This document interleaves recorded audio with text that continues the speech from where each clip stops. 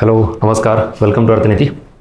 Combine पूर्व परीक्षा नोव्हेंबरमध्ये जी होणार आहे, गट ब आणि क दोन्हीसाठी तयारी केली इकॉनॉमिक्स. आणि त्याच्यामध्ये परत आपल्याला असं लक्षात येतं की एकंदरीत जी तयारी केली आहे त्याच्यामध्ये काही टॉपिक्स होते जे पूर्व परीक्षेला विचारले जात नाहीत किंवा फारच रेअर विचारले जातात आणि आपण तेही करून बसलो आहे. आणि मग पुन्हा असं लक्षात येतं की काही टॉपिक असे असतात की ज्याच्यावर खूप जास्त वेटेज असतं, ते आपण प्रायोरिटीने करणं अपेक्षित होतं. एकंदरीत ह्या सगळ्या गोष्टी गोंधळ उशिरा लक्षात येतं आणि फायनली एनर्जी टाईम वाया जातो आणि पाहिजे ते आउटपुट मिळत नाही. यासाठी आपण आता या लेक्चरमध्ये हाय वेटेज टॉपिक कुठले आहेत जे प्रायोरिटीने तुम्ही केले पाहिजे, ज्याच्यातून खूप जास्त आउटपुट मिळू शकतं, आणि असे कुठले टॉपिक आहेत की जे थोडे लास्टला ठेवायचे किंवा लास्ट प्रायोरिटी द्यायची किंवा एखाद्या वेळेस वेळ नाही मिळाला, नाही वाचले तरी चालेल, अशा सगळ्या गोष्टीबद्दल आपण इथे डिस्कस करू. सो ॲक्च्युली याच्या आधी मी राज्यसेवेबद्दल एक व्हिडिओ आणि एक इमेज टाकली होती, त्याच्यामध्ये हेच सगळे टॉपिक डिस्कस केले होते. आणि मग बऱ्याच जणांचं असं म्हणालं की सर कंबाईनसाठी पण सांगा. सो ऑन पब्लिक डिमांड हा सगळा पार्ट घेतो आहे मी. हे सगळं एक्सप्लेन करण्याच्या अगोदर मोस्ट इम्पॉर्टंट पार्ट, राज्यसेवा प्री आणि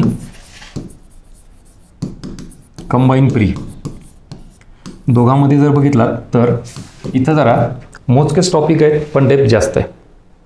तुम्ही जर बघितलं असाल तर जवळपास आपण टोटल आपली इकॉनॉमिक्स गाईडची लिस्ट बघितली आधी टॉपिकची, तर जवळपास 30च्या आसपास टॉपिक्स आहेत पूर्ण इकॉनॉमिक्सला. किती? 30 म्हणतो मी, 30. त्याच्यामध्ये लिटरली मोजके फक्त 10च्या आसपास किंवा त्यात लोकसंख्या योजना असे आपण टॉपिक म्हणून जरी पकडले, आता ॲक्च्युली तो कोर इकॉनॉमिक्सचा पार्ट येत नाही ना, असं जरी पकडलं तरी हा एक 12च्या आसपास जातो आकडा राज्यसेवेला, सगळे पकडू. आणि तसं इकडं बघायला गेलं तर मात्र थोडं वेटेज वाढतं, कारण कंबाईनला फक्त मोजकेच टॉपिक नाही. जसं की इकडं आर्थिक वाढ, आर्थिक विकास, मानव विकास, शाश्वत विकास हा खूपच एरिया जास्त विचारला जातो. इकडं मात्र तो एरिया आहे, पण त्याच्यासोबत मग दारिद्र्य, बेरोजगारी, त्याच्यानंतर करप्रणाली, सार्वजनिक वित्त, परकीय व्यापार, आंतरराष्ट्रीय संघटना, LPG टॉपिक, पंचवार्षिक योजना, अशी भली मोठी लिस्ट आहे. सो हा दोघातला बेसिक डिफरन्स समजून घ्या. याची तयारी करणारे कोणी असतील त्याचा सेपरेट व्हिडिओ बनवला आहे, तो पूर्ण झालेला तो बघून घ्या. आता आपण येऊयात कंबाईन प्रीला. Total 15 questions. याच्यामध्ये इकॉनॉमिक्सचे टॉपिक्स इथं परत प्री आणि मेन्स. सो मुख्य परीक्षेला जो आता नवीन सिलेबस दिलेला आहे, पॅटर्न पण बदललेला आहे, त्याच्यानुसार कृषी, उद्योग, सहकार, पायाभूत सुविधा, महाराष्ट्राची अर्थव्यवस्था, अर्थतज्ञ, सिद्धांत असा एरिया येतो. सो हा पूर्ण मेन्सचा झाला. आणि इकडं मग प्रीचा एरिया असा आहे जो आत्ता सोडलेले इतर टॉपिक आहेत ते तुम्हाला इथं दिलेले आहेत मी. हे लक्षात आहे. प्री आणि मेन्समधला याच्या आधी सिलेबस डिकोडिंगचा इन डिटेल व्हिडिओ बनवलेला आहे. आता तुम्हाला थोडे टॉपिक्स माहिती पाहिजे, सिलेबस माहिती पाहिजे तरच कळेल मी आता जे काय बोललो ते, की प्रीला कुठले, मेन्सला कुठले, आणि मग आता आपल्याला फोकस कुठं करायचा आहे, कम्प्लिटली पूर्व परीक्षा. आता हे टॉपिक जे इथं सांगतोय ते सांगायच्या अगोदर हे माहिती पाहिजे की मी हे टॉपिक काढलेत माझ्या मनाने नाही, तर कम्प्लिटली 17 ते 24 आयोगाचे प्रश्न घेतले, PYQ, गट ब, गट क आणि दोन्हीनुसार मग मी हे एरिया इथं काढलेले. सो याच्यामध्ये इम्पॉर्टंट आणि हाय वेटेज असलेले टॉपिक ज्याच्यावर सतत वारंवार प्रश्न आहे, त्यामध्ये येतो राष्ट्रीय उत्पन्न टॉपिक तुम्हाला करायचा आहे. आता कृषी, उद्योग, सेवा क्षेत्र, इथं इकॉनॉमीचे क्षेत्र, अर्थव्यवस्थेचे क्षेत्र ज्याला म्हणतो आपण सेक्टर ऑफ इकॉनॉमी, त्या अँगलनी प्रश्न असतात. म्हणून आता माझा तो एक लेक्चरचा पार्ट तुम्हाला बघणं अपेक्षित आहे. मी जवळपास 2 तासच्या नियर अबाउट फक्त सिलेबस डिकोडिंग केलेली आहे. मी वाटलं परत आपल्या अर्थनीतीच्या टेलिग्राम चॅनलला टाकतो. तिथं मला वाटतं तिथं आत्मनिर्भर बॅचचं लेक्चर फर्स्ट म्हणून आहे बघा यूट्यूबला, आवर्जून बघून घ्या. कारण ते बघितल्याशी तुम्हाला आता ही इथं मी काही डिटेल सिलेबस डिकोडिंग करतोय का, इथे एक टॉपिक एक्सप्लेन करतोय का, ते तिथं केलेलं आहे. इथं मी फक्त तुम्हाला हाय वेटेज टॉपिक कुठले ते सांगायला आलतोय. सो याचा अप्रोच आणि अँगल मी तिथं क्लिअर केला, तुम्ही बघून घ्या. ह्याचा नेमका अर्थ काय, हा कुठला टॉपिक आहे ते, ह्याचा संबंध राष्ट्रीय उत्पन्नासोबत कसा येतो, ह्याचा संबंध बेरोजगारी टॉपिकसोबत कसा येतो, ह्याचा संबंध पंचवार्षिक योजना टॉपिकसोबत कसा येतो. आणि तुम्ही जर इथं याला कोर ॲग्रिकल्चर, कोर इंडस्ट्री करत बसले तर समजायचं तुम्ही दिशा भटकताय आणि तुम्ही केलेला एरिया हा प्रीला आउटपुट देणार नाही. तुम्ही याचा अर्थ मुख्य परीक्षेची तयारी करताय, कोर ॲग्रिकल्चर, कोर इंडस्ट्री करत असाल तर. त्यामुळं हे समजून घ्या, बी केअरफुल. आणि आजपर्यंत तेच झालं आहे, म्हणून तो मोठा प्रॉब्लेम झाला आपला. अभ्यास तर होतोय पण परीक्षेची नेमकी डिमांड न कळल्यामुळे आपण आपल्या पद्धतीने अभ्यास करून मोकळं होतो. बघा इकडे काय नेक्स्ट दारिद्र्य बेरोजगारी ॲज इट इज जो टॉपिक आहे तो तुम्हाला करायचा आहे. सार्वजनिक वित्त, कर प्रणाली, चलन पैसा, महागाई, RBI आणि बँकिंग, हे इथंपर्यंत जसं आहे तसं करतो. आता वित्तीय व्यवस्था हा पण टॉपिक गरजेचा आहे. ह्याच्यामध्ये काय तर नाणे बाजार आणि भांडवल बाजार, इथं क्लिअर कट तुम्हाला समित्या करायच्यात किंवा संस्था करायच्यात किंवा त्या संस्थेची वर्ष आणि बेसिक फंक्शन, उद्योगविषयक समित्या कुठल्या, किंवा तुम्हाला विकास वित्तीय संस्था म्हणून विचारलेलं आहे, नाबार्ड असेल किंवा IFCI असेल, उद्योगाबाबतीतल्या कृषीविषयकच्या असतील किंवा एक्झिम बँक असेल, कुठल्याही हे नाणे बाजार भांडवल बाजाराचा जो काय पार्ट आहे तो इथे येतो तुम्हाला. पंचवार्षिक योजना आणि आर्थिक सुधारणा, इथंपर्यंत जर बघितलात हा 10 टॉपिकचा एरिया तुम्हाला मिनिमम लिटरली सांगतो 8 मार्क कुठंही गेले नाहीत, किमान 8 मार्क फक्त एवढ्या ह्याच्यावर. आणि पुढे जसं गेला तिकडं तर परकीय व्यापार आणि आंतरराष्ट्रीय संघटना हा एक येतो. आणि हे 2 टॉपिक, हे जर 2 गेले तर किमान 2 प्रश्न, किमान मिनिमम, म्हणजे लोकसंख्येवर एक असतो, एक तर आपल्या इकॉनॉमिक्सच्या सेटमध्ये असेल किंवा जॉग्रफीच्या सेटमध्ये असेल, जॉग्रफीचे प्रश्न असेल तिथं, नाही तर मग गव्हर्नमेंट स्कीम करंटच्या ह्याच्यामध्ये असेल किंवा इकॉनॉमिक्सच्या ह्याच्यामध्ये असेल, म्हणजे मिनिमम 2 मार्क हे देतात. आणि हे टॉपिक तुम्हाला मिनिमम 8 मार्कात येतात. सो एकंदरीत 15 पैकी तुम्हाला ह्या एरियावर जरी काम केलात तरी 10+ इथंच अचीव्ह झालात तुम्ही, विचार करा, सिक्युअर. आणि मग त्याच्यामध्ये ही कन्सेप्ट आता ॲक्च्युली टॉपिक म्हणून तुम्हाला कंबाईल येण्यापेक्षा आर्थिक वाढ काय, आर्थिक विकास काय, मानव विकास काय, मानव विकासाचे काही फॅक्ट्स असतील तसं तुम्हाला इथं येतं. आणि शाश्वती कसाबद्दल म्हणलात तर तुम्हाला मुख्य परीक्षेला नवीन सिलेबसनुसार तो घेतलेला आहे. पूर्व परीक्षेला आत्तापर्यंत तरी MDG, SDG ह्या गोष्टी तुम्हाला विचारलेल्या नाहीत कंबाईनला, राज्यसेवा प्रीला विचारलेल्या आहेत. त्यामुळं इथं कन्सेप्ट म्हणून तुम्हाला हे माहिती पाहिजे, आर्थिक वाढ, आर्थिक विकास, मानव विकास, आणि मग HDI, ISDI, GDI, MPI, मग HDIची सुरुवात, मग ते महबूब उल हक, अमर्त्य सेन वगैरे तो एरिया सगळा क्लिअर.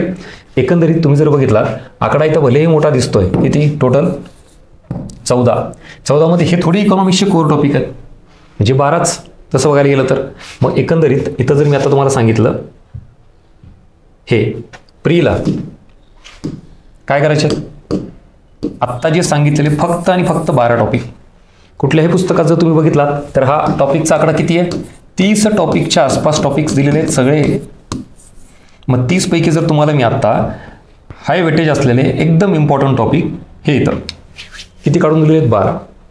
आणि ह्याच्यावर लोकसंख्या आणि शासकीय योजनावर सेपरेट लेक्चर घेतलेले मी, ते तर 3-3 तासाचं, ते पण यूट्यूबला अवेलेबल आहे. अर्थनीतीचं यूट्यूब चॅनल सर्च करा किंवा टेलिग्रामला मी टाकलेलं आहे. लोकसंख्येवर पण शासकीय योजनावर तेही वेगळं अवेलेबल आहे तुम्हाला, कारण त्याला काही कोर असं इकॉनॉमिक्स, त्याला कन्सेप्ट इकॉनॉमिक्सच्या नाही आहेत, तो थोडा इकॉनॉमिक्सच्या बाहेरचा आहे. म्हणून ह्या दोघाला सोडलं तर टोटल 12 टॉपिकचा आकडा हा हाय वेटेज आहे. इथून पुढं अभ्यास करताना प्रायोरिटीने हे टॉपिक करा, याच्यावर परफेक्शन आणा, याचे कन्सेप्ट क्लिअर करा, याचे फॅक्ट्स पाठ करा, आणि मग येणाऱ्या परीक्षेमध्ये मिनिमम 10 हे मार्क आलेच पाहिजे, आणि येतातच मिनिमम. त्याच्यावर 11-12 तुम्ही घेऊ शकता. आणि मी नेहमी सांगतो 10 ते 12ची रेंज ती जी येते ना ती ह्याच्यावर येते. आत्तापर्यंत आपण काय करतो, तो नको त्या गोष्टी करतो आणि मग असं वाटतं की जर अभ्यास भरपूर झाला पण आउटपुट मिळत नाही आहे. आता पुढं दाखवतो की चुकतं कुठं, 10 ते 12ची रेंज का नाही येत या इकडं. आता याच्यामध्ये कंबाईन पूर्व परीक्षा जर म्हणलात तर इथं आता सूक्ष्म समग्र अर्थशास्त्र पर टेक्निकल पार्ट झाला, बेसिक कन्सेप्ट एखादी आली तर ठीकच आहे, पण हा सुद्धा पार्ट इथं अपेक्षित नाही आहे. अर्थव्यवस्थेच्या प्रकारावर डायरेक्टली प्रश्न येत नाही, पण पुन्हा कन्सेप्ट म्हणून माहिती असलं तर चांगलीच गोष्ट आहे ती. इथून जे आहे ना हे कृषी, उद्योग, सहकार, पायाभूत सुविधा, अर्थतज्ञ, महाराष्ट्राची अर्थव्यवस्था, हा सगळा एरिया तुम्हाला मेन्सचा आहे, मुख्य परीक्षेचा आहे. कंबाईन मुख्य परीक्षेला बघा तुम्हाला हे सगळे टॉपिक ॲज इट इज तुम्हाला पाहायला मिळतील. मग ह्याच्यावर डायरेक्टली प्रश्न प्रीला असतात का तर नाही ना, मग हा तर फरक आहे प्री आणि मेन्समध्ये. मला सांगा, उदाहरणासहित सांगतो तुम्हाला, चला घ्या सहकार टॉपिक. पूर्व परीक्षेला आत्तापर्यंत सहकाराची तत्व विचारलीत का सांगा, जुनी तत्व, नवीन आधुनिक तत्व. बरं, सहकारविषयक समित्या विचारल्यात का मला सांगा. जर नसेल तर मग हे आपल्याला कळायला पाहिजे ना की हा टॉपिक मुख्य परीक्षेला आहे. बरं, आला तरी पूर्व परीक्षेला कसं येईल, करंटच्या अँगलने येईल, किंवा सहकार मंत्रालय स्थापन झालं नवीन, मग त्याचे कोण आहेत, हेड कोण आहेत, प्रमुख कोण आहेत, किंवा त्याच्यात काय बदल असतील का, तर करंटचा अँगल सेम. उद्योगाबद्दल मला प्रश्न सांगा, औद्योगिक आजारपण किंवा उद्योगाविषयीचे धोरणं, उद्योगाविषयी परत वर्गीकरण, MSME सेक्टर वगैरे, हा सगळा प्रश्न एरिया जो आहे तो मेन्सचा आहे. मग आला प्रीला तर कसा येईल, करंटच्या अँगलनी. मग MSMEची डेफिनेशन बदलली आहे, तुम्हाला बजेट आणि सर्वेमध्ये क्लिअर सांगितलं आहे. Micro small medium enterprises MSME त्याची व्याख्या बदलली आहे, प्रीला येऊ शकतं करंटच्या अँगलनी.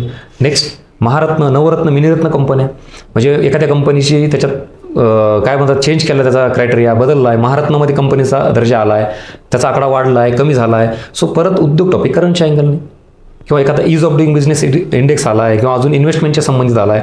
पण तुम्ही उद्योग आणि सहकार जर कोर करत बसला तर मुख्य परीक्षेत तयारी करताय, आणि मग पूर्व परीक्षेला जर एखादा जर मार्क कमी पडला, प्रीचा रिझल्ट गेला एखाद्या मार्काने, तुम्ही मेन्सचा अभ्यास करून फायदा काय झाला? प्रीच नापास आहे. नेक्स्ट ॲग्रिकल्चर, परत काढा प्रश्नपत्रिका मेन्सच्या ॲग्रीवरच्या प्रश्नां प्रीमध्ये. पूर्व परीक्षेला तुम्हाला राष्ट्रीय उत्पन्नामध्ये कृषीचा वाटा, रोजगारातील कृषीचा वाटा, पुन्हा पंचवार्षिक योजनेमध्ये पहिल्या पंचवार्षिक योजनेचा मुख्य भर कशावर होता वगैरे, हा अँगल आपल्याला जर नाही कळाला ना तर मग आपण इरिलेव्हंट डेटा करत बसतो. कळालं? सेम इन्फ्रास्ट्रक्चर, पायाभूत सुविधामध्ये येतं काय मुळात आधी हे समजून घ्या. वाहतूक, ट्रान्सपोर्ट, मग rail transport, road transport, air transport, water transport, त्याच्यानंतर एनर्जी, ऊर्जा, मग त्याच्यामध्ये पण औष्णिक विद्युत, अणुविद्युत वेगळं, त्याच्यामध्ये पुन्हा अजून दळणवळण, मग शिक्षण, मग आरोग्य, मग ह्या सगळ्या संबंधित आहे ना तुम्हाला करंट, आणि त्यातही विशेषतः योजना, गव्हर्नमेंट स्कीम याच्या अँगलनी इथं इन्फ्रामध्ये प्रश्न येतो. आर्थिक पायाभूत सुविधा कुठल्या, सामाजिक पायाभूत सुविधा कुठल्या, हा मेन्सचा अँगल आहे. गुंतवणुकीचे वेगवेगळे मॉडेल्स, प्रारूपे, BOT, BOLT हे असे वेगवेगळे आहेत ना, ते पण मेन्सचा अँगल आहे. मग असा इथं इन्फ्रास्ट्रक्चर जसा दिला तसाच करायचा, म्हणजे तुम्ही परत मुख्य परीक्षेत तयारी करताय. आणि मग पूर्व परीक्षा एका मार्काने जरी गेल्या तरी तुम्ही मेन्सला तयार आहेत, फायदाच नाही, प्रीच निघाली नाही, असं व्हायला नको.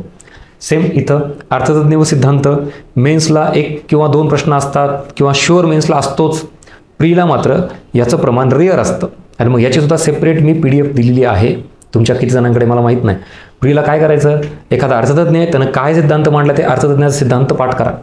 तो एक्सप्लेन नाही करायचा, तो प्रूव्ह नाही करायचा. त्याने इक्वेशन मांडले ते इक्वेशन सिद्ध करून दाखवायचं नाही, किंवा त्याच्या स्टेजेस सांगायचे नाहीत, जस्ट अर्थतज्ञ आणि त्याची सिद्धांत.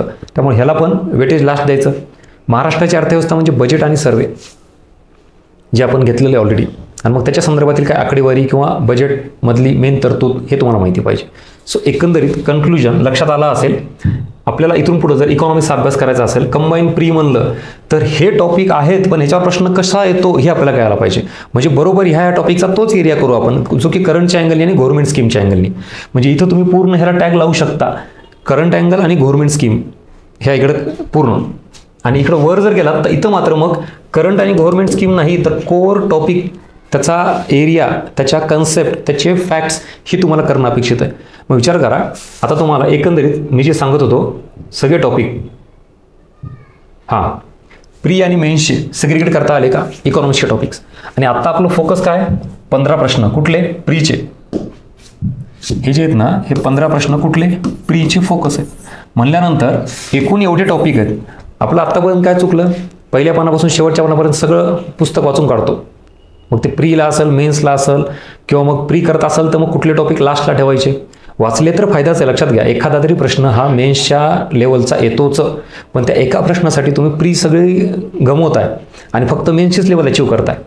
इनपुट आउटपुट रेशो नावाचा काही प्रकार आहे का नाही. आणि आपण शेवटच्या स्टेजला आहोत, रिव्हिजन स्टेजला आहोत. म्हणल्यानंतर रिव्हिजन करणं म्हणजे सगळे टॉपिक्स वाचणं नाही. लक्षात घ्या, मुळात आपल्याला हा एक प्रकार कळायला पाहिजे, रीडिंग आणि रिव्हिजन. रीडिंग म्हणजे अभ्यास करणे, समजून घेणे, त्यावेळेला सगळे टॉपिक वाचा, सगळं पुस्तक वाचा. आता रिव्हिजन स्टेजला आल्यानंतर आपल्याला हायेस्ट आउटपुट मिळवायचं असेल तर रिव्हिजन करताना सिलेक्टेड एरिया, सिलेक्टेड टॉपिक जे की हायेस्ट इनपुट आउटपुट रेशो जे आहेत, प्रीलाच विचारणारे आहेत तेवढेच करणं अपेक्षित आहे, आणि बाकीचे टॉपिक बाजूला ठेवा.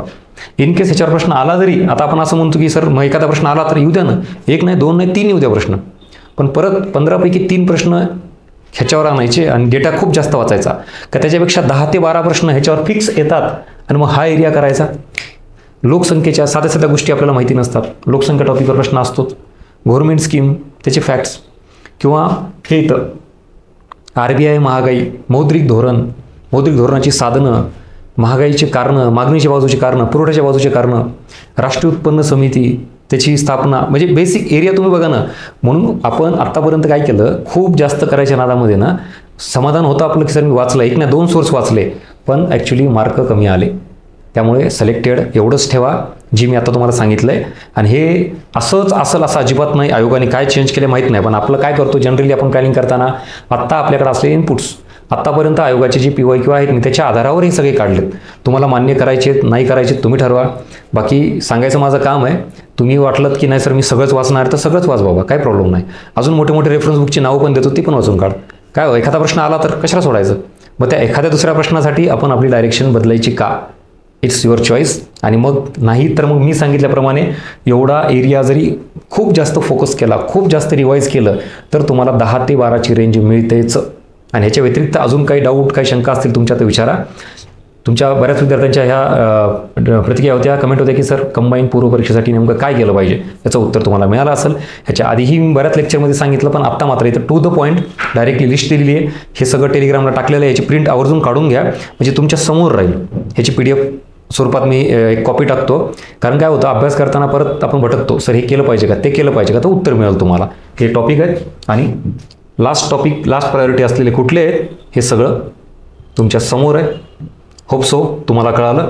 आणि एकूण टॉपिकची संख्या किती आहे, प्री मेन्स असं एकंदरीत आहे. So this is all about highest priority topic combine पूर्वपरीक्षेसाठी गट ब आणि गट क. आणि इथून पुढं आता याच टॉपिकवर जास्तीत जास्त रिव्हिजन करा, जेणेकरून काय होईल, परफेक्शन येईल. आणि परीक्षेमध्ये कन्फ्युजन कमी होतं परफेक्शन वाढलं की. आणि मग स्कोअर वाढतो, स्कोअर वाढला की रिझल्ट येतो, रिझल्ट आला की मग डायरेक्ट मेन्सला. अशा सगळ्या गोष्टी जुळून आणा. उगाच आत्तापर्यंत ज्या चुका झाल्या त्या परत करू नका. हे सगळं कदाचित तुम्ही स्वतः काढू शकला नसतात, म्हणून मग विद्यार्थी म्हणून तुम्हाला कुठेतरी मर्यादा येते हे मला माहिती आहे. त्यासाठी मी या गोष्टी काढलेल्या आहेत. त्याचा फायदा घ्या आणि येणाऱ्या परीक्षेमध्ये नक्की मॅक्झिमम आउटपुट मिळवा. सो आपलं Telegram channel, YouTube channel subscribe करून ठेवा. आणि हा कंटेंट व्हिडिओ आवडला असेल तर लाईक करा आणि तुमची फीडबॅक मेन्शन करा. आणि अजूनही तुम्हाला इकॉनॉमिक संदर्भात, प्री संदर्भात किंवा इव्हन मेन्स कुठलीही एक्झाम असू द्यात, काही डाऊट असेल किंवा कुठला टॉपिक अडचणीचा असेल तर मला आवर्जून सांगा. मी त्या संदर्भात नक्की लेक्चर घेऊन येईल. सो भेटूया पुढच्या नवीन कंटेंटसोबत. नवीन आला तोपर्यंत चॅनल सबस्क्राईब करून ठेवा. Thank you so much.